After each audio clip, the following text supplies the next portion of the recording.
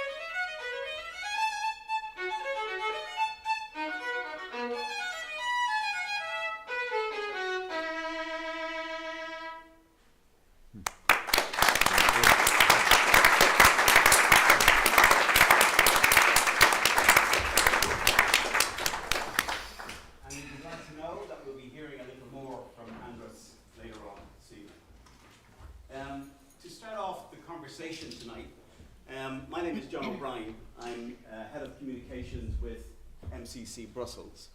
I just want to make a couple of observations. The first is that classical music has been historically associated with a certain level of cultural and intellectual refinement. Concert halls, formal attire, and the often complex compositions can create an environment that may be perceived as excessive or inaccessible to some.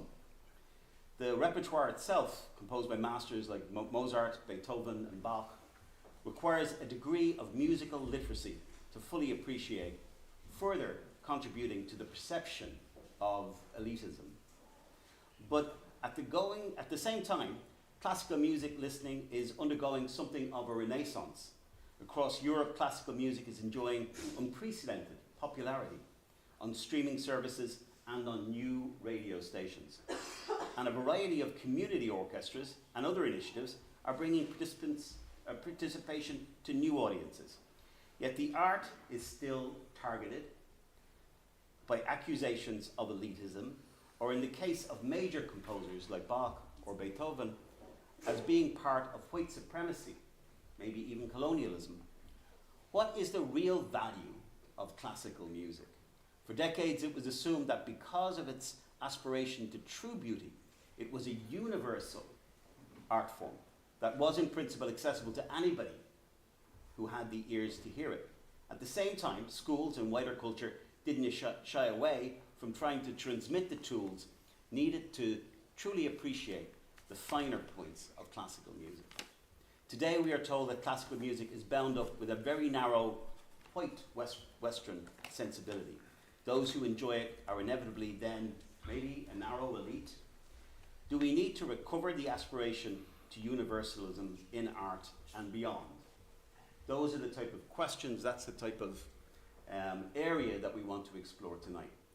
A very important aspect of the meetings that we have with MCC Brussels is you, the audience. So we're going to hear from this expert panel tonight, but I want you to be conscious that we want you to be involved in the discussion once they have done some short presentations. We really would like you to have the questions. We'd like to hear what you think, what you've thought about this issue over the years. I'd like to begin by introducing Werner Patzelt. He's Research Director of MCC Brussels. He's a cellist and he's a choirmaster. Werner. Well, I have to begin with an apology. I apologize for reading my contribution, but this is the only way to keep myself short. Nevertheless, I hope that John will be a very benevolent watchdog. Okay, now to the topic. Friends, concepts like elite and elitism refer to phenomena of social stratification or to upper class culture. As such, they are not applicable to music as an acoustic phenomenon with emotional effects. But these concepts are useful for an analysis of those social circumstances in which music is appreciated, composed, performed, and taught. So, what is meant by classical music? In a narrower sense, this is the Viennese classicism of Haydn and Mozart, continued romantically by Beethoven and Schubert, and in a broader sense, many understand as classical music that European music which has been composed between the late 15th century and the earlier 20th century. Why this period? Well, first, the tonal system which distinguishes major keys from minor keys started to emerge right at the beginning of this period. Still today, we are so used to this system that any pre-tonal music like Gregorian chant or any post-tonal music like 12-tone music strikes us as something very different.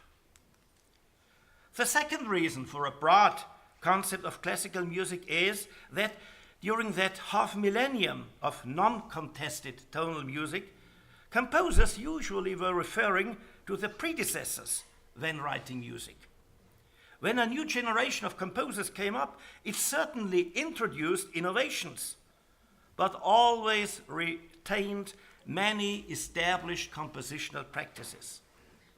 And this is why most people quite intuitively recognize the inner connection between what sounds like Handel or Mozart.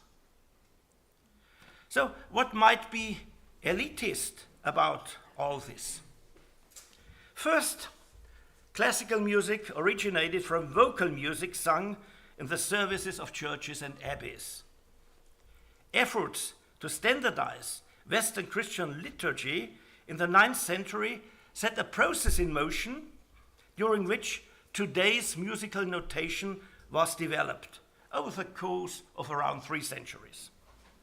This notation allows to indicate the pitch, the duration, and the place of every sound in various predetermined rhythmical patterns. And this became the basis for the development of that polyphonic music, which is the most striking peculiarity of European music.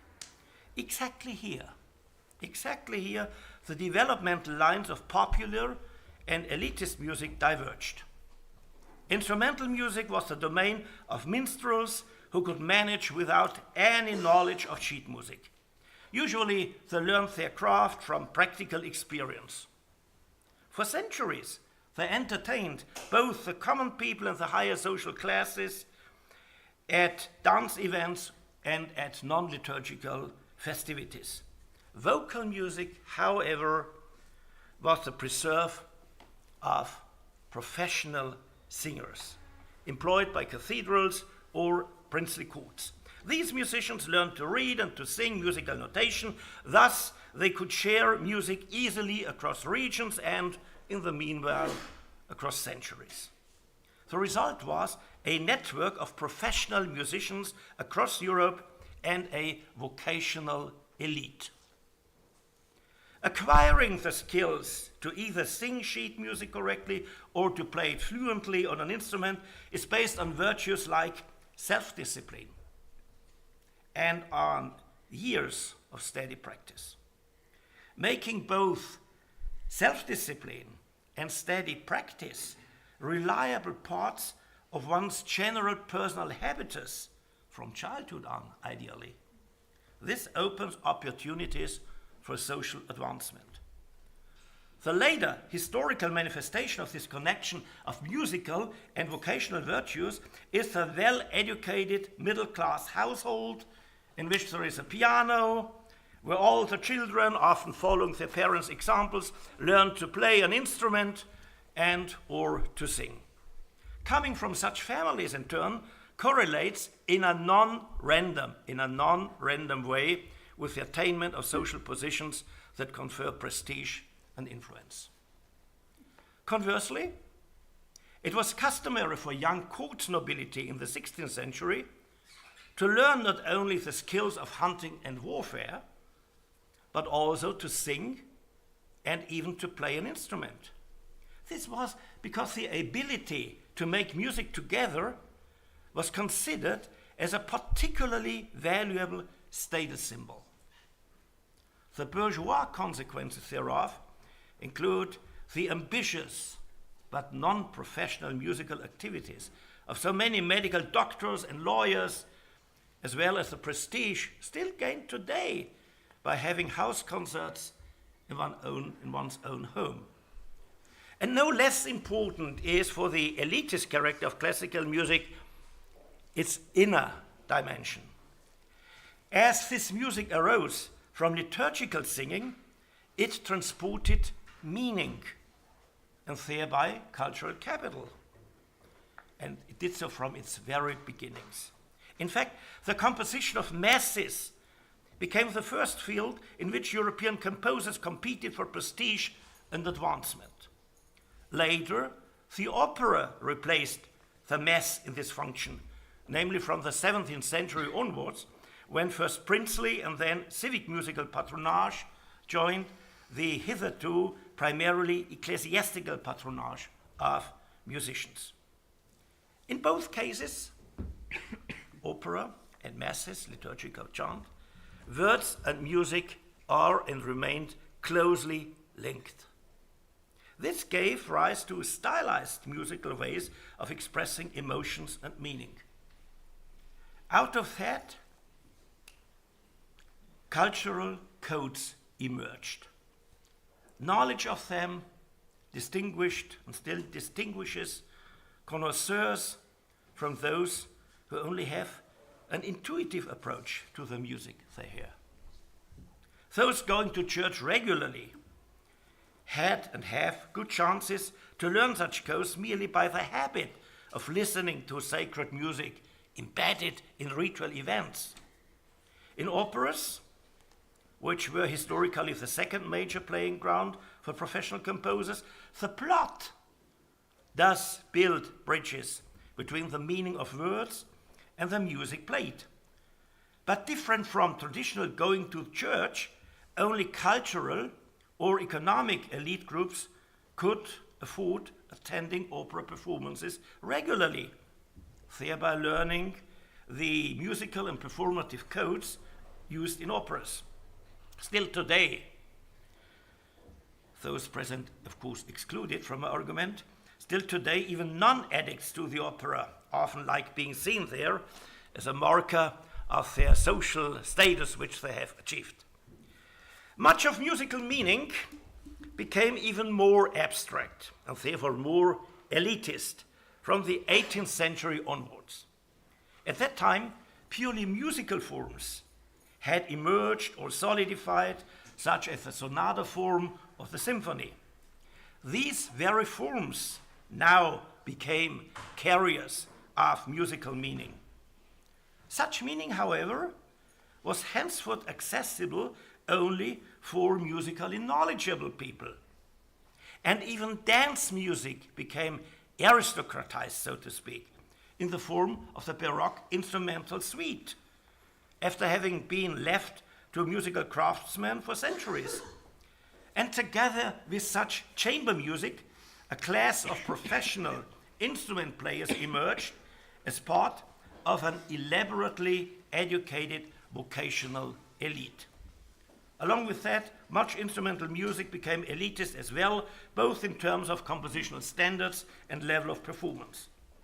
Under such social circumstances, the meaning of a piece of music needs no longer being inferred from any words. Instead, most meaning can be found in the musical form itself. Music based on such formal expectations was called absolute music, and it was juxtaposed to so-called program music or tone poems by titles like A Hero's Life. These latter compositions gave hints to musical non-elites at how to make sense of what could be heard. Of course, knowledge of instrumental forms is part of the skills of a musical elite still today, and is possessed only by those who either practice music themselves, have it taught to them, or regularly listen to classical music. Growing demand for such professional music created the bourgeois concert business in the 19th century. Soon its venues became real sacred places of a cultural religion of bourgeois and art-loving elites. And since this took place in Europe, the skin color of these elites was just as white as was the skin of the European lower classes at that time. Exactly against this background, jazz music was perceived as a liberating counter-movement by people of color against white musical elites and their white music. Since jazz is very much based on improvisation within a framework of common harmonical and melodic understanding, jazz was an alternative to using sheet music, just as the learning by doing that was the practice of the non-elitist minstrels many centuries ago. Throughout the 19th century then, and we come to the end, the symphony had served Western composers as a field of experimentation and innovation. Since the performance of a symphony can usually rely on a knowledgeable audience, many composers were motivated not only to entertain the audience, but also to challenge it intellectually and artistically. Soon the audiences were divided between those who were satisfied with that level of modernity achieved by Richard Wagner, for instance, and those who wanted music that broke away altogether with previous traditions. This gave rise to a progressive musical elite. From their viewpoint, it could even pass as a betrayal of truly serious music or as an indicator of bad taste when the operetta and the musical or swing and pop were born out of classical music and were widely appreciated. And once more, an elitist character of classical music was socially constructed. It's not inherent in the music, it's a social construction. At the same time, a conservative musical elite emerged. Usually, they felt that classical music can and does convey such religious and aristocratic habits, which both can be beneficial even for liberal societies. And precisely these intuitively perceptible religious and aristocratic traits of classical music are brought into play whenever public places, like metro stations, are filled with music by Haydn or Mozart. Creating such an acoustic environment is usually a hoped-for antidote to neglect and violence. Last sentence is classical music elitist? As a social phenomenon, it has been so from its very beginnings, and I've shown that. Is classical music elitist in the sense that it excludes non-elites? Not at all. Anyone can open their ears to organ music in a church, to waltzes by Johann Strauss, or to Beethoven's melodies. In most cases, I assure you, this brings great pleasure, even without any further effort. Is it still true that the self-discipline required for actively practicing classical music can create a habit, a personal habit, which is favorable for social advancement? Presumably yes. Presumably yes. Can classical music make our inner lives richer? Most certainly. Most certainly. Classical music not only embellishes everyday routines, but it also invites us into the otherwise so often neglected world of religion. And it makes it possible to empathize with those human borderline experiences that the European opera is about. Are these benefits restricted to white people? Normatively never, and empirically less and less. So finally, is classical music a good thing? There cannot be any serious doubt about that. And this is why our education systems should give everyone the chance to access classical music, and of course, quite independent of class background or of the color of one's skin. Thanks for your attentiveness.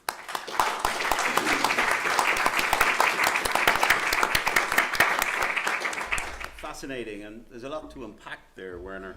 The evolution of classical tastes and cultural codes, to understand where things came from, tell us a lot. So thank you for that. And I hope later on we're going to have an opportunity to delve into the fact that your assertion that social construction is where certain things are, not in the music itself. And we're going to now hear from Demeter Vincze Tekla, Director of International Affairs with MCC Transylvania. And she's come all the way from Transylvania to be with us tonight. And she's also a pianist. Thank you. Thank you very much. Well, I would like to start by congratulating my fellow performing musician, Andras. I think that his performance was really outstanding, and of very high quality. So I really hope you've also enjoyed it. And after listening to some great classical music, what's even better than that? Listening to even more great classical music. So I've comprised a small playlist for the audience. I would like to invite you to do a small experiment with yourself, on yourself. I have printed out a QR code, which I have placed near the exit. And if you scan it with your phone, then you will have access to quite a few amazing pieces of classical music. I hope I will have enough time to further elaborate what my intentions are with these. I will get back to this later. It's also a great honor for me to be here with my fellow panelists, since yesterday was the day of Hungarian culture. I am also a Hungarian, a proud Transylvanian Hungarian, and it feels really good being here in the Liszt Institute, named after Liszt Ferenc, one of the best ambassadors for what Hungarians can produce in terms of classical music. So the main question for this evening is classical music elitist? Yes. Thank you very much for your attention. Just joking, I will elaborate. So when I was asked by my colleague to join this panel, the very first things that came to my mind about this topic were two scenes from movies. One of them was a villain, a rich person sitting in his villa, a male person, white, plotting his revenge or first thoughts about the subject. And how did we get here? So this doesn't necessarily, in fact, it doesn't reflect reality. But historically, as my fellow panelist already gave you a very good analysis of the history, it really has been elitist in the sense that classical music evolved in Europe, in the Western civilization, and this is mainly due to the fact that it was just the Goldilocks zone for classical music to really evolve into a more universal artistic language. Europe had the right social, economical context for this to develop. It had the right social structure, it had the right religion for it, it had maybe even the right God for it, the right royalty for it. So, yes, classical music was mainly accessible for the elite in terms of financial status and of social status. But we shouldn't hold this against classical music because it's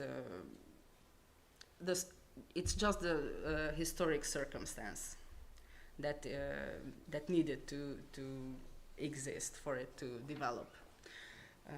Another topic about elitism, if we really think about it, can you name important female composers or female performers from classical music? Actually, there are not a lot, historically speaking. There have been a few, but it's an overwhelming minority. You could also accuse classical music for this, but it would be a pity because women during all ages didn't have the necessary social and economical status to be able to build a career. So this is not classical music's fault. These are just the historic facts. Another aspect would be why is classical music so wide? As I've said earlier, it developed in Europe, and there wasn't a large diversity of races and other nations in this particular geographical place. So yes, we could say that classical music was elitist. That doesn't mean that music hasn't been around forever. Even people who didn't have access to classical music had the chance to surrender to the overwhelming wealth of music in South by ways of folk music. So that's what the rest of the nation partied to or expressed their sorrows by. So where are we now? I think that classical music has value today. I think that is extremely relevant for us today, to everyone, not only the elite, not only to the people who are educated in classical music, and not only to people who have a higher financial status. I would say that the highest value of classical music,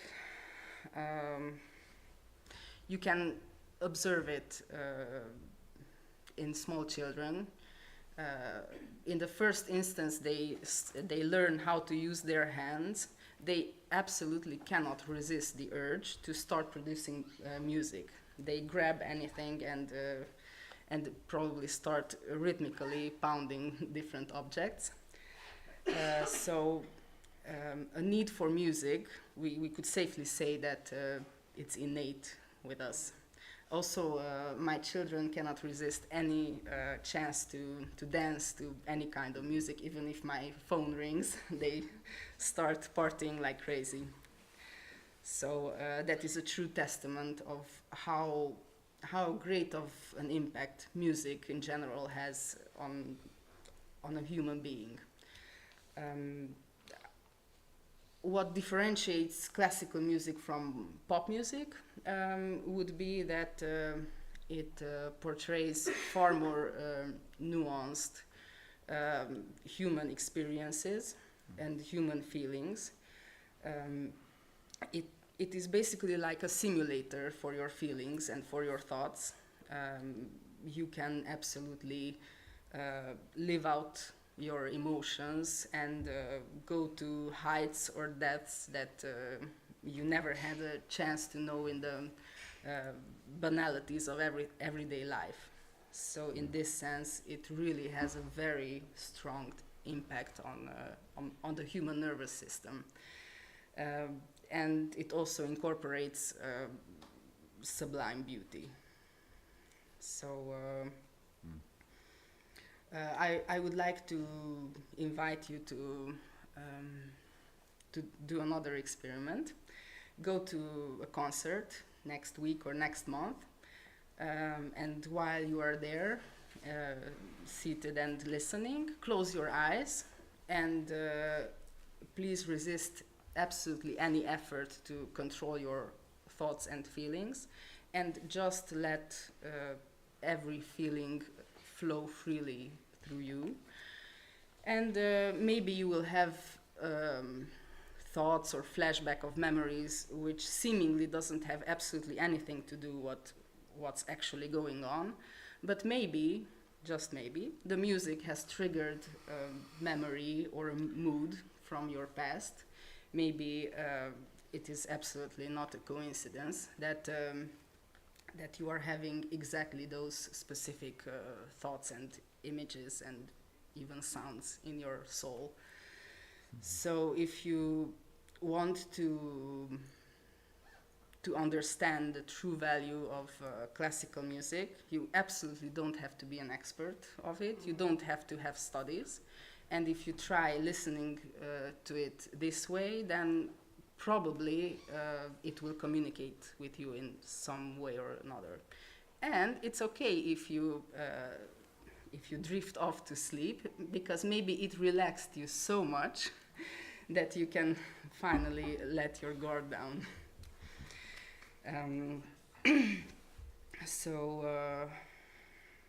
I would say that classical music today is absolutely indispensable, and we need it more than ever.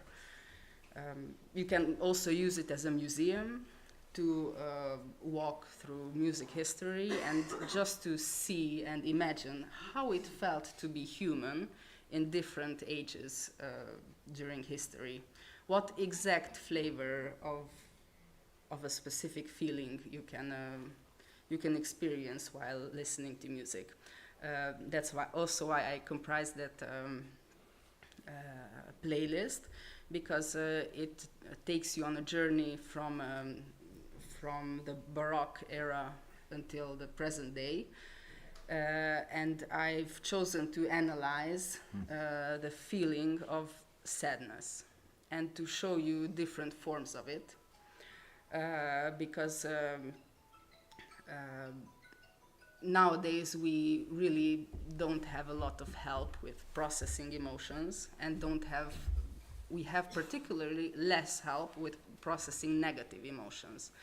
So classical music is a great instrument for this, just to live out your feelings and to try how it felt to be sad in different ages, in different contexts, in the view and filter through the personality of different composers. So is classical music elitist? It certainly has a lot to do with the elite, Because when you go to a concert, you most definitely want to listen to someone who is an elite in their own field and can really deliver the musical material, because I can tell you from personal experience, playing an instrument and saying something relevant artistically is not an easy task. So when you see someone who has earned their place on stage, that means that they went through extensive training. It cost them very much, even financially, their education. They had to buy an instrument, they had to go through university, they had to go to master classes. So in this sense, we do have elite in classical music, and we absolutely need it. Okay. Thank you. Thank you.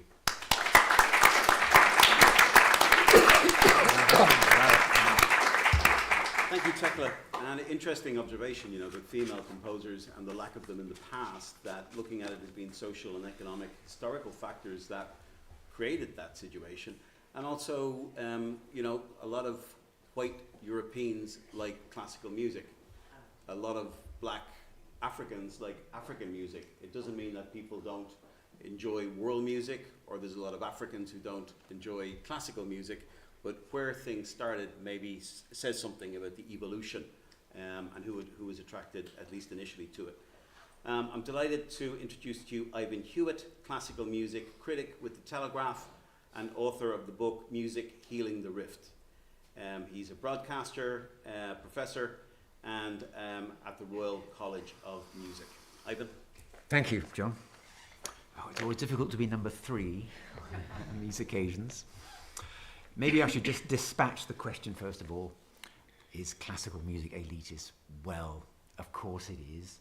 I'm tempted to say, as they say in America, hell yeah, you know. I think is the real answer. But just before I move on to what I prepared, I was struck, you know, on the way here, I was thinking, isn't it odd that we're gathered together to talk about this? And I thought, why? You know, why has this subject come up? It's so odd. Because it's not a value, it's not a neutral question, it's not value-free, it's not a purely empirical thing. It's driven, I think, and this is not the first time I've discussed the question of whether classical music is elitist or not. We seem to be talking about it all the time. Why? And it seems to become a source of anxiety. It's something we fret about. There's a suggestion that if it turns out that it is elitist in some way, we ought to be jolly worried about that. You know, we need to do something, perhaps, to make it less so. And it strikes me that this is the most bizarre phenomenon, because what other human society in the entire course of recorded history has there ever been a time when certain members of the elite of that society, as I think we probably all are in this room in a way, have manifested an anxiety about belonging to an elite? When has that ever happened before? It's always been a source of pride in the past, hasn't it? You know, it's something you want to belong to. Who wouldn't, after all? You know, but here we are, slightly anxious about it and having to, as it were, exculpate classical music from the sin of being elite.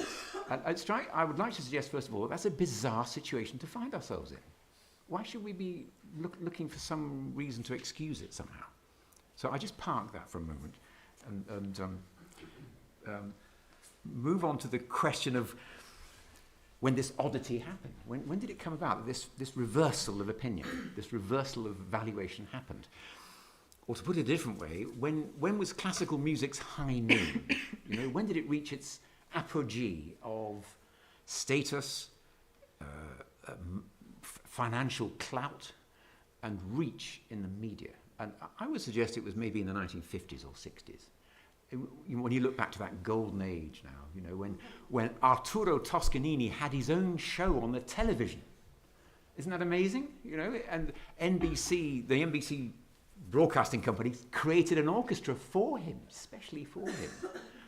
It was a time when, I remember this myself, you know, a bit later, you could go to a record store in a little town in England if you manifested a slightly nerdy enthusiasm for classical music, as I did at that age, and the person running a record shop would be able to advise you. They'd say, oh no, you don't want those Beethoven quartets, you want these, you know.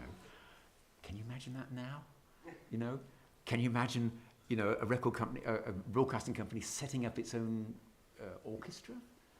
I mean, turning to now, of course, many things remain in place, you know. We still have our state-subsidized orchestras. We still have broadcasting companies that reserve channels specifically for classical music, as they have done throughout the decades. More so in some countries than others, you know. I mean, Germany things seem very secure. In the United Kingdom and the United States, less so. You know, these things have been open to the pressures of the marketplace. And so the structure of classical music is now under threat on a material basis. You know, funds are being withdrawn, you know, orchestras are closing, you know, or threatened with closure. So it's threatened on a material basis, and on the basis of reputation and status, it's being attacked for the various historical crimes that have already been described to us by Werner and Tekla. I would like to sort of, in a sense, mount a defense of it, which I hope won't repeat too much of what we've already heard. I approach it from a slightly different angle, this question of why this art form might be valuable and might deserve to be the attention of elites like us in this room and elsewhere. So I'd like to just park the word elite and substitute for it a different term, high. Ooh, I see an ironic chuckle from the room there. Why? Because it prizes the topic away from the idea of social elite. I'd like to suggest that it has this altitude is rooted in something else. No, it's more than just being a member of a moneyed class. And I'd like to, calling on the work of other philosophers, this is not original to me at all, people like Roger Scruton, a name I'm sure is known to you, and Andy Hamilton is another philosopher of culture who shares some of Scruton's views but is more hospitable to pop music and jazz. I'd say there are 5 key features that make culture high, or might make a certain manifestation of culture high. 1, humanism. It's more than a diversion or an entertainment, although it can, and I would even say should be those things as well. It has an educative aspect. It opens our hearts and minds to aspects of experience that we may have not have encountered before in our daily run of things. And it educates those feelings. I would say an encounter with great music, great classical music, and other arts is an education in feeling as much as anything else. 2, heritage, or perhaps patrimony. I don't quite sure what the right word is. It's an inheritance handed down from one generation to the next. And this handing down is more than just reading a book about it. It's a kind of initiation.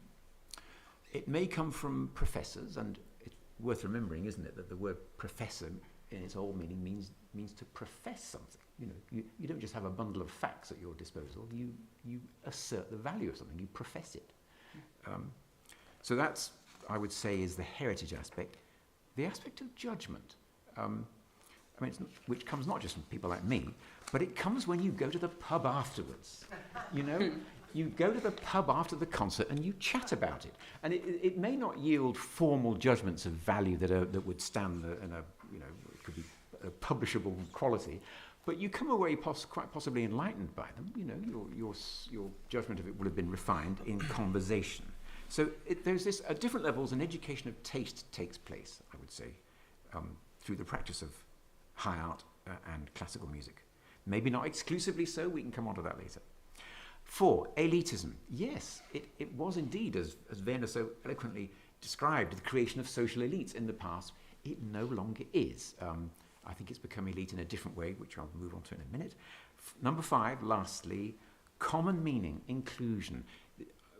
By which I mean, and this is something Werner also touched on, and you also, Tekla, which is that the materials of classical music are not all of 100% exclusive to it. It shares many of its materials with other kinds of music which are not high.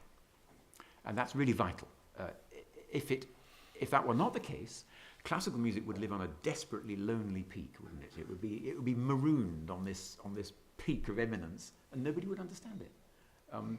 A peak, I have to say, in which some modernists would like to put it. More fool them, I say. I think they did a lot of damage to the art form by trying to do that, by trying to cut it from the common ground. So I think if you don't mind, John, I'll just run through those 5 again, just to connect them very quickly with classical music specifically. Yes, it presents us with many different ways of thinking and feeling, and also, I would say, implied movement. I think when you listen to music, it is a kind of implied, a kind of virtual dancing. You sort of mentally dance with it, I would say, or move with it. And it reminds us of other human possibilities and other ways of feeling. Worth saying again, because that can be a stick with which to beat classical music. Some people bring forward the fact that, for example, Mozart teaches you to feel in a different way as a reason to despise it. They say, oh, it's not relevant then. It's not relevant. Why do we want to know how Mozart felt? I deplore this tendency to want to lock us into the present moment. We see, I don't know whether it's the case in the countries you come from, but in Britain, literature is more and more increasingly judged as, does it speak to me? Meaning, does it reflect my experience? To which I say, no, but who cares? Let's hear about someone else's. And classical music does that through music. The patrimony of music is number 2. It's this vast body of music, but it's more than that. It's also a set of rules, I would say, techniques, what we call in English rules of thumb. I don't know whether you have that. I don't know if other languages have that phrase. It's sort of handy rules. Not exactly rules, but how you do stuff. It's a rule of thumb that tells you that the bottom B natural on a bassoon isn't very good. Don't use it because it's weak. That's what I mean by a rule of thumb. And what's very interesting is that the rules and the patrimony, the body of works, exist in a very fascinating tension. So Bach's music, for example, in a sense, is the source of many of the rules, and yet Bach often broke them. There are passages in Bach's music that, if you presented them to a harmony teacher, they'd get you put the red pen through it. He'd say, try again, because he's broken a rule of some kind. Elitism. Yes, it was, as Werner pointed out, the creation, and it was supported by and made by elites, but I would say it is no longer, because whereas those historical elites were closed, the wonderful thing about the contemporary elites, which make and share classical music, is that it is an open elite. You join it by walking through that door and listening to that symphony concert. You join that elite by turning on BBC Radio 3 or Rai 3 in Italy or whatever it is in Belgium. It's incredibly easy to join it. You walk through the door, you turn the radio on. You might not get it all at first, but eventually you will. Finally, common meaning, inclusion.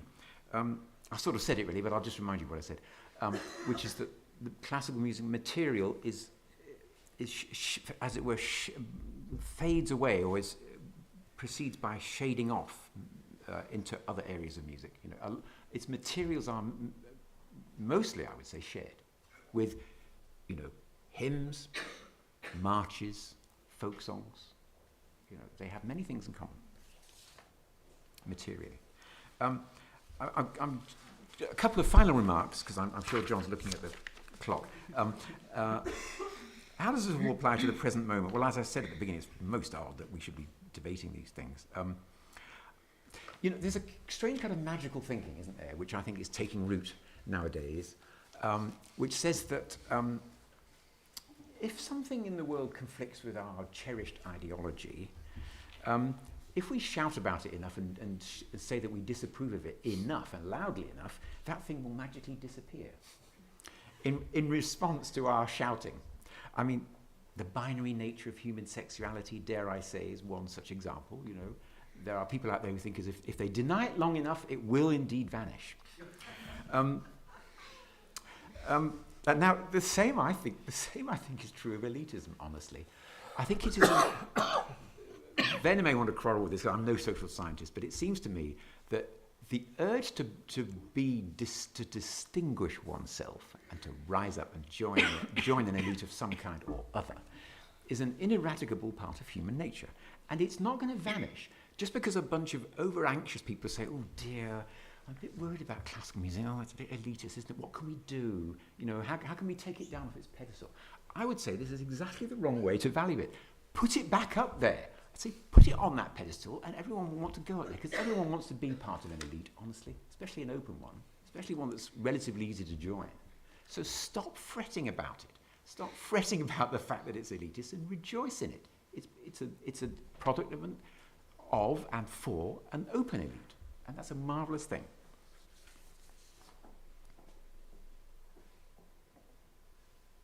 You know, I think I might just stop. I think that's enough, honestly.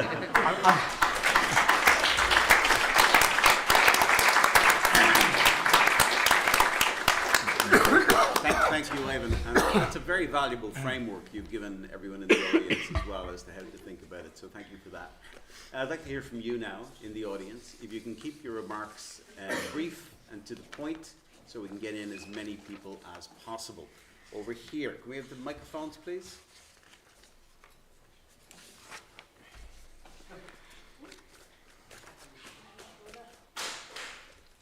Just a second. Okay. It's going a long way.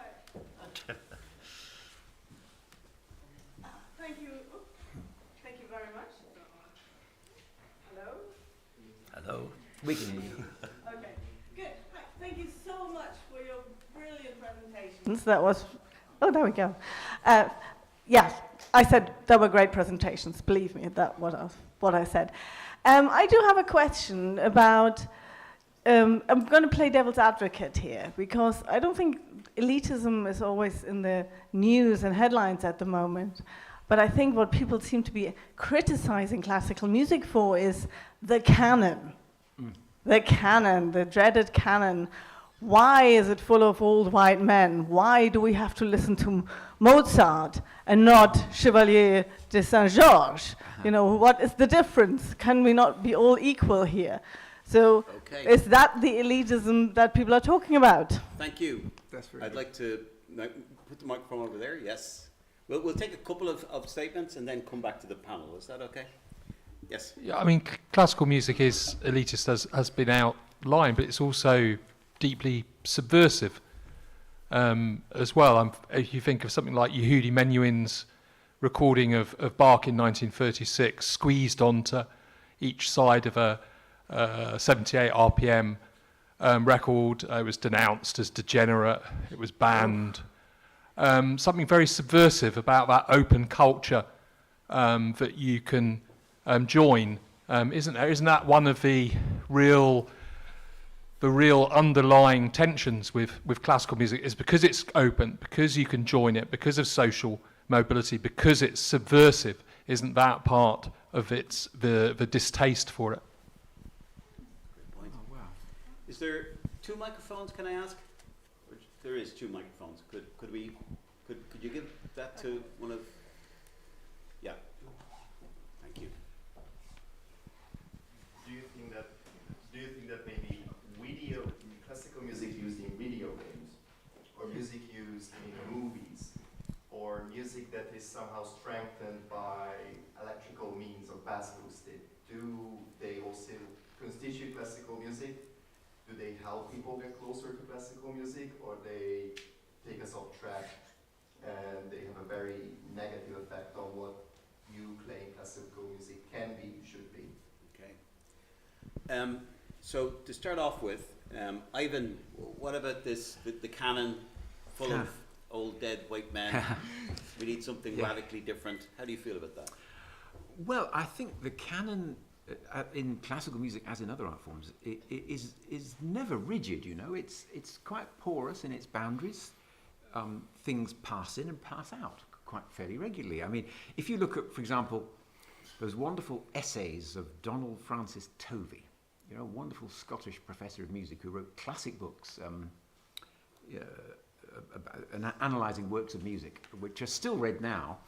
And if you look through the contents page, you find things which are canonical now, But you find things also which were clearly canonical then, by then I mean 1920s and 30s, which we've barely heard of. The symphonies of Joachim Raff are there, for example. Now, I've never heard a symphony by Raff in my life, but clearly Tovey thought that this man was worthy of being put next to Mendelssohn and Beethoven. Now, what's coming into the canon now? Well, I would say that Fanny Henschel, or Fanny Mendelssohn, whatever you want to call her, some of her works are tipping into the regular repertoire. They're no longer. It's no longer exotic to hear the works of Fanny Mendelssohn. They come around very frequently now, and you can listen to them as continuous with the works of her more famous brother, and rather as in the case with the Schumanns, actually, the husband and wife. When you hear their works together, it's fascinating because you begin to wonder if they shared the same composing desk, honestly, because they share so much. They seem to share so much stuff, So those two female composers, I think, are sort of edging into the canon now. Maybe some modernist composers are coming in. Frank Ferredi, in his introduction, was saying that Ligeti the Hungarian composer Ligeti was a bit heavy for him. I could recommend you some light Ligeti, Frank, later. His piano etude, I would say, are now canonical. He wrote 3 sets of piano etude in the 1980s and 1990s. When I walk around the Royal College of Music now, it's a very good test. What's canonical? A good test is what are students practicing in conservatoires. And when I walk around the corridors of the Royal College of Music, I hear Mozart sonatas, I hear Czerny studies, I hear Ligeti etude all the time. Okay. So the canon is not as staid as no. Sometimes we convince ourselves. Werner, what do you make of this point that classical music has a deeply subversive element to it, and maybe that makes some people feel nervous? What do we mean with the concept of subversive? Challenging established routines, habits, established thoughts. I think the subversive nature of classical music, if I would like to use this term, is that as soon as you're confronted with music by Mozart, Bach, or something else, or Beethoven, you get a feeling that there is more than the routines of everyday life. Mm-hmm. That maybe this is your world, but there is a different world as well. And as soon as you feel that there is an alternative to what you are, how you are, where you are, you get the uneasy feeling, am I missing something? Mm. So this is what I would call a subversion of everyday reasoning, of everyday routines. And in this way, what has been called subversion or subvertive power of classical music might, seen from the other angle, be called the transcendental value, or the value of transcending one's being, and having to transcend what one is easily felt as being deprived of something, being deprived of so far existing security. Maybe this would be my approach to this issue of subversiveness of classical music. Tekla? I would like to reflect on the question regarding the video game music. I would like to invite the public to my hometown, Cluj-Napoca or Kolozsvár, because next week, or maybe the week after, there will be a concert of video game music in the National Philharmonic. So, yes. Interesting. Wow, very interesting. That is also a possibility for classical music to grow and evolve and to communicate in a live way with the public. Great. Do you have a microphone, please?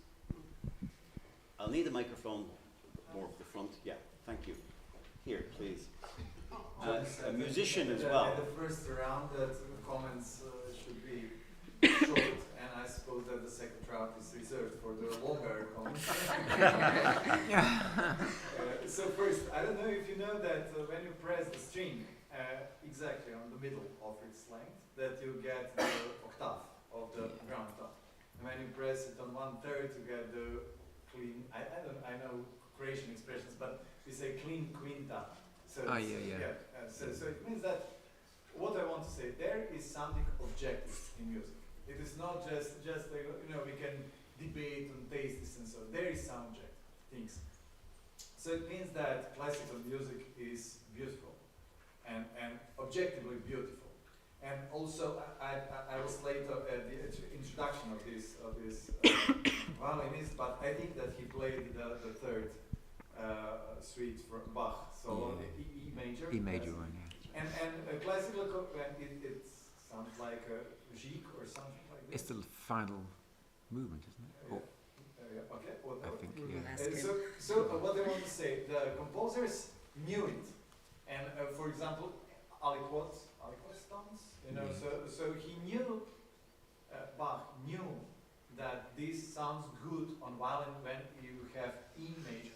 So they developed this, what is beautiful, what is not the case today. And then the other things concerning complex, how complex it is. I can say, if you get, for example, when a painter gets all spectrum of colors, I suppose that he can make a better picture than if you give him just the black one. I'm not denying that with the black one, or if you give some tools, you can just draw straight moves and things like this, that he can also make one nice picture. But mostly, if you have more tools, you can make something more beautiful. So what I want to say that, and as I said, classical music is something beautiful, and it is something complex. But then why would we say it is elitist? Science is also something complex, something difficult, something beautiful. Is science elitist? So it is, of course, people have freedom to choose if they want to enter classical music or not. But I wouldn't say that also, I would say also for religion, faith. Faith is something very beautiful, very complex. You can enter it or you can freely choose not to enter that. But when we approach the children, that is maybe the only way that they can express emotion, that they can be creative, because they are consumers all the time with all this technology they have around themselves. So playing instrument is something good, and classical music is something good and beautiful. Thank you very much. Great point. Could I, over here in the center of the audience? Thanks a lot. I just want to suggest classical music is not elitist. There's just to be devil advocate here, because if you think about it, it's not that it's elite. In terms of, there's two things. There's the production of classical music and there's the consumption of it. The production of it's not elite. The production of it's not elitist. It's just expensive. Now I'm sometimes Canadian, and I grew up I grew up playing ice hockey. Ice hockey is a Canadian national religion. It's a very blue-collar sport. If you ever watched it. But it's expensive to play. And also it requires certain skills like skating, for instance, which is, so you have to learn to walk before you can play, in a sense. It's like footballers having to learn to walk before they kick the ball. So inevitably it's a time investment, it's expensive. Now you can say therefore it's expensive, but it's clearly not elitist, because it's the classic blue-collar Canadian culture. But also in terms of the consumption of classical music, I think we've got a bias towards history, because if you look at some of the great films of the last 40 years, they've taken literal classical musical pieces, Apocalypse Now, 2001: Space Odyssey. These were, cutting-edge movies that filled cinemas at the time for everyone, and they were built around Ride of the Valkyries, thus back Zarathustra, I think it was in 2001: Space Odyssey. But also, who would be the main classical composers today? And I'm no specialist, and you may disagree with this. I imagine John Williams would have been famous in any era. He's the Star Wars composer, he did all these things. Of course, he's done also things that are pretty simple, like Jaws and so on, but no one can listen to the Star Wars soundtrack and not be moved by it, and it's connected to a story. And the point I'm making here is art forms today, that the dominant art, every era has this dominant art form. If they could have had cinema in the 18th century, then the classical composers would have been doing cinema scores. We didn't have cinema. So now our best ones are doing that. So everyone goes to watch Star Wars, and part of the reason Star Wars is so compelling is because the banging score, and everyone knows that. Thank you. Is there anyone at the back? Yes. Professor Faradi. Yeah, so just a little bit of history and context. For example, when Puccini first put his operas on in Italy, he was booed off the stage. And at the time, Puccini was considered to be a popularizer and somehow bringing down the tone of opera. And when you think of what Puccini has produced since then, the way we regard it now, you can see that very often our perception of classical music is historically bound. But the point I wanted to make, I wanted to challenge an assumption, which is that there is an assumption that everybody can relate to classical music, and that everybody can appreciate classical music, and that everybody can understand classical music. And I think that there is a kind of dishonesty about it.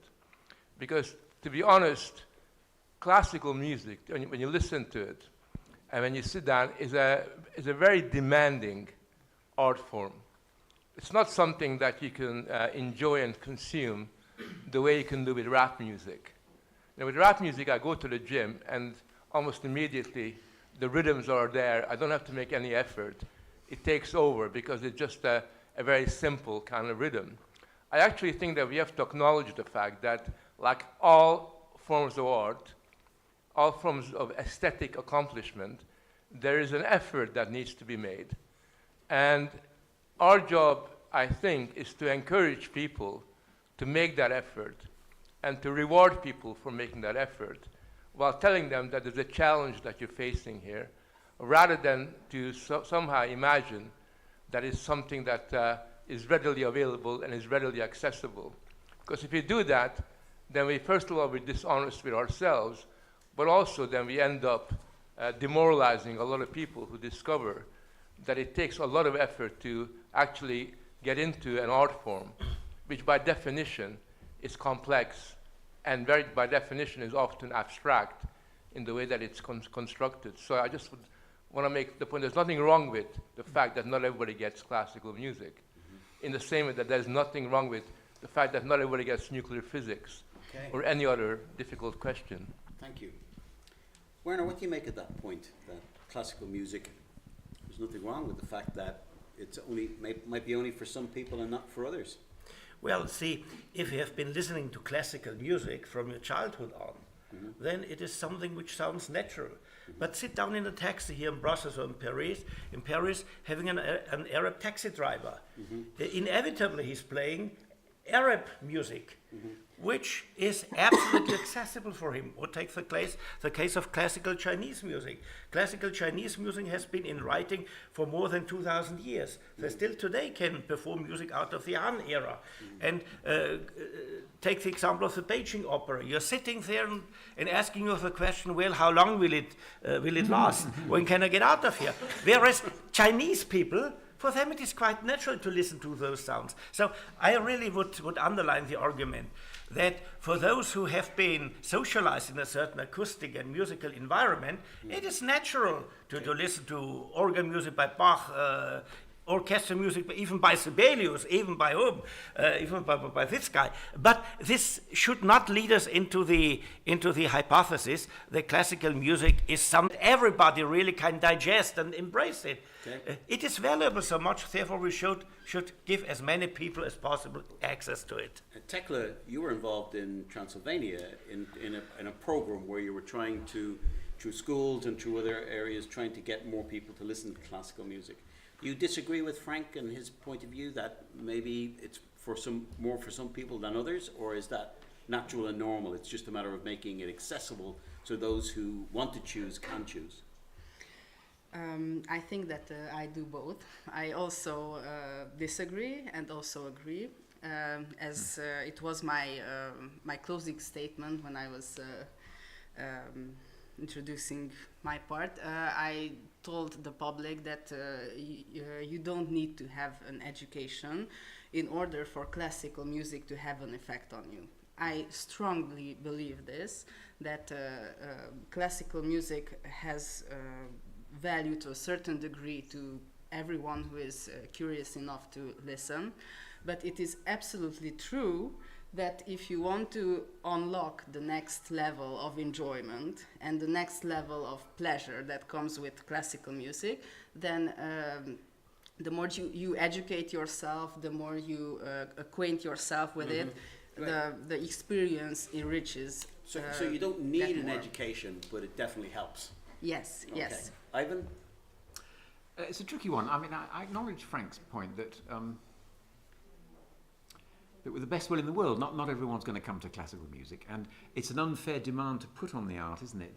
That to say that only if it can be proved that it can reach 100% of the population of a given area should it get support. You know, which sometimes one gets the feeling that is the demand made on it, which is very unreasonable, actually. I would draw a distinction between comprehension and taste. That if one's had a reasonable exposure to tonal forms of music, as Werner was saying, from an early age, not necessarily beginning with classical music, maybe beginning with you know pop songs or folk songs or whatever, then comprehension of most areas of classical music will follow fairly naturally, I think, without too much effort. I mean, certain areas of classical music will always remain difficult, I think. You know, it's hard to hear the mirror fugues in Bach's Art of Fugue. It's hard to understand why it's incredibly exciting when the stretto fugue comes in, you know, at number 6, I think it is, unless you really got into fugal technique for a while. But I think these are the exceptions in a way that prove the rule, that there are these little pockets, you know, to do with forms like the fugue or particularly certain kinds of very constructivist modernist music that are pretty obscure even for someone who's had practice like me. I mean, even now, I don't think, hand on heart, I don't think I can follow the 12-note technique in Schoenberg's violin concerto, you know, and maybe I don't need to anyway. But on the whole, I think acculturation is enough to get you there. Just to pursue the thing about comprehension versus taste. When I've really first encountered Elgar's music, you know, in my teens, I could follow the grammar no trouble because I'd been acculturated into it. But I thought the music was junk. I absolutely hated it. I once compared rather sniffily, and this is a line often quoted to me by my old friends, that listening to the beginning of Elgar's symphony was like opening an oven door.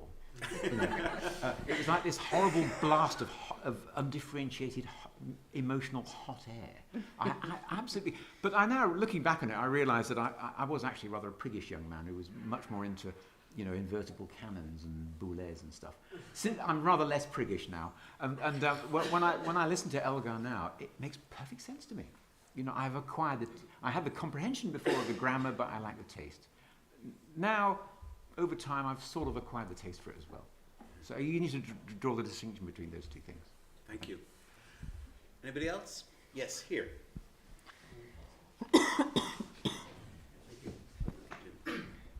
Thank you very much. I want to react to the last point you made. And I think that was very important because, I hope I said correctly, but you said there is music which is highly elitist, the art of the fugue, boulez, for example. However, there's music which isn't, which is highly intuitive. Even if you can understand how maybe like Beethoven quartet is composed, it is not really important for how you get into relationship with the piece itself. So, in general, I would say classical music is not elitist per se. However, it can be elitist. And what you mentioned, I disagree on that very harshly, that if you listen more often to music, if you get in touch, if you read about it, then you enjoy it on a higher level. I don't think that's true. I think very often actually the opposite is the case.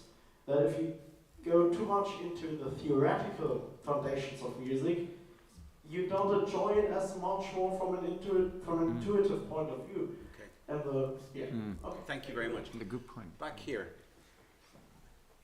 Yeah, somewhat ironically, given we're talking about elitism, I think that you kind of all let the elites off the hook to a tremendous degree in two ways, right? The first is that, I mean, one of the reasons we might tolerate elites is that they kind of look after, preserve hand-on the heritage that we've been given, the Western heritage, which includes the heritage of classical music and the canon associated with it. And today they're much more, as you noted, they've got anxiety about it, they're constantly apologising for it, constantly kind of telling us why it might actually be kind of racist for them to have achieved the position that they do within the kind of cultural elite that they occupy. So they kind of they've given up, they've forsworn their one mission that we might have allowed them as elites. And secondly, they've kind of replaced the language of classical music, which, as you suggest, while we might not all get all of the way, we can all, in theory, listen to it, understand it, enjoy it to some extent.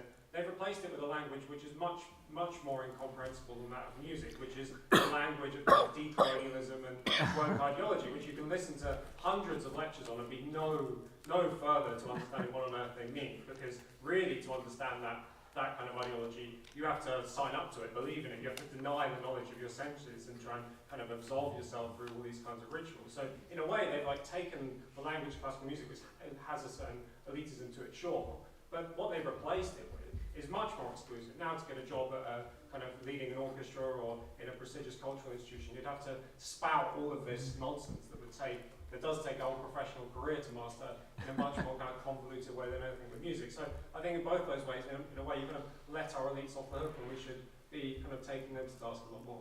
Thank you very much. I'm just going to... At the back here, John? Yes. Thank you. Herman Kelly, Irish Freedom Party. I'd like to suggest perhaps about, instead of denigrating elites, to celebrate the whole notion of elites and elitism for people, be it in music or in sport, as even a working class sport, soccer, as the man said there, ice hockey in Canada, Gaelic games in Ireland, for people to aspire to be and to apply themselves and practice to be better, to be best, to approach perfection. Why can't we turn it around and actually celebrate elitism, and actually being the best that people can be? And I'd like to just on the point of the idea of origin is not destiny. You talked about the history of the formation of classical music in the salons and royal houses and etc. But, for example, if we say that soccer was invented in Latin America, 2 millennia ago or so, and then it went on to 19th century Britain to be codified, and now it's kind of considered a working class game, but it's played all over the world, and it's played to a very elite form where these guys who are the best, or regarded as the best players, they are an elite, and they're paid an absolute fortune for something which started two centuries ago 2 millennia ago in Latin America. So the whole idea of origin and destiny of also classical music, because it may have originated in that cultural milieu, but it's also carried way beyond those kind of cultural borders now today. Thank you very much. Yeah. Just we're going to wrap up now, and I'd just like to invite the panel to give just one or two sentences that would sort of maybe give a perspective to the audience as to where you have found this discussion to be, or what you think the key takeaways might be for people. Werner, could I start with you? The key takeaway is that there is nothing wrong with elitism. One of the functions of elites is to give a good example what can be achieved, and one of the reasons why so many people resent elites and elitism is that they feel, hey, I've not achieved that. They feel offended by the very existence of elites. But without elites, we would never be as good soccer players, violinists, composers, social scientists as we are, because we have elites. And so the key takeaway is there is nothing wrong with elitism. There is nothing wrong with elites. We have to share we have to follow their example. That's the key element. Thank you, Werner. Tekla. I think that the main takeaway for me is very similar to what you said. We actually do need to celebrate the elites. As we celebrate Olympic winners in sports, it's just a real pleasure. We can celebrate elites in music or in any other art form. It's a great pleasure for all of us. Thank you. Ivan? Well, they've stolen my best lines. I mean, beyond classical music, taking the wider fate of Western societies in general, I do feel that a society which wants to attack its own elites is a society that's not long for this world. Honestly, it's a sort of suicide wish. I think it is deeply, deeply dangerous, and it's not just a matter of classical music, is it? After all, it's almost as if there's a kind of contempt for wanting to get on, and there's a contempt to sort of rewrite, the history of great achievements, and discoveries and so forth, and to somehow suggest that all of them are tainted somehow with some form of original sin lying beneath, the discovery of gravitation or whatever, or the voyage of the Beagle. People are now far more interested in seeking out signs of racism in Darwin's writings than they are in celebrating his scientific achievements. It's a bizarre perversion, which I think, to me, is the mark of of a pampered, over-rich, and somewhat decadent society. God, I sound like Spengler, don't I? But honestly, when you look around, it's enough to turn anyone into a Spenglerian. We have to fight it, honestly, because it's a form of suicide. We have to fight it. On that note, I'd like you to join with me in thanking Ivan, Tekla, and Werner for a very great contribution.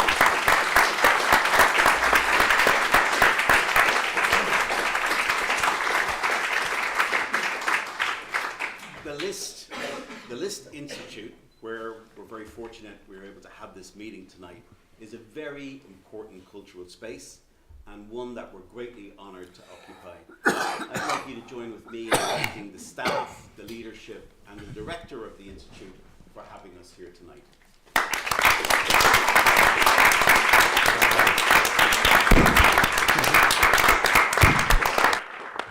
Before we close out tonight, I'm going to ask my colleague Anthony Gilland to say a few words about a very important event that's happening tomorrow. Okay, thanks very much, John, and I won't keep you too long, but thank you, panel, for a fantastic discussion. And Ivan, I could have paid you for your final words and the segue into what I have to say, because you said original sin, decadence, and suicide pact. And actually, what we're doing tomorrow, which I need to tell you about, which is very important, very different, but completely fits what you've just said. So I don't know if you've noticed, but in terms of a suicide pact, a lot of European Union policy on the environmental agenda, really zealous environmental agenda, which basically says that we shouldn't exist. It basically says that farming is a problem and we don't want to do it in Europe. It's completely no respect whatsoever for the rural way of life.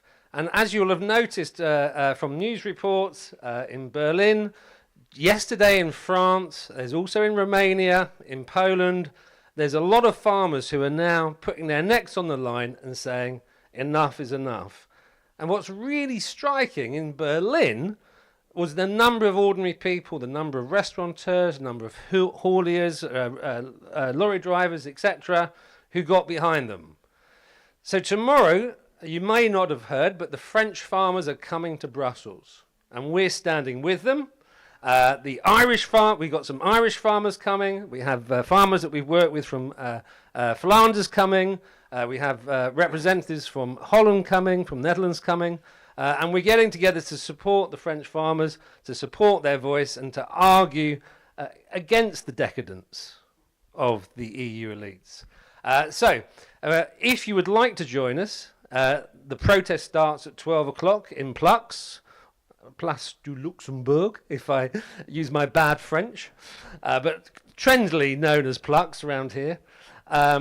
12 noon is for the protest, and then at Thon EU, at 15:30, ready for a 4 o'clock start, we will be hearing from all the farmers about what their fight's about, how it's going, and how you can support them.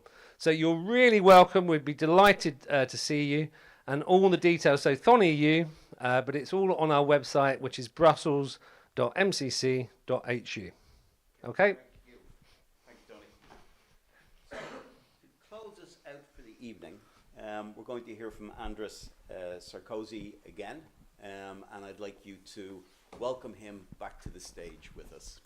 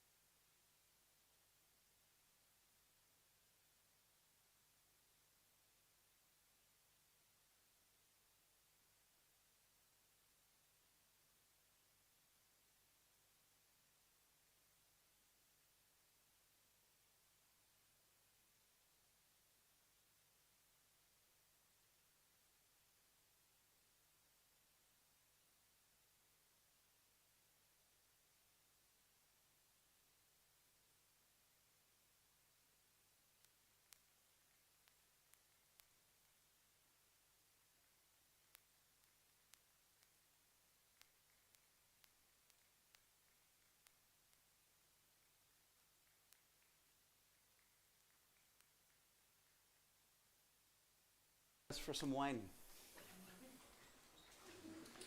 It's for sure. This is what we are going to do right now. Thank you. Thanks for your patience with me. It's okay.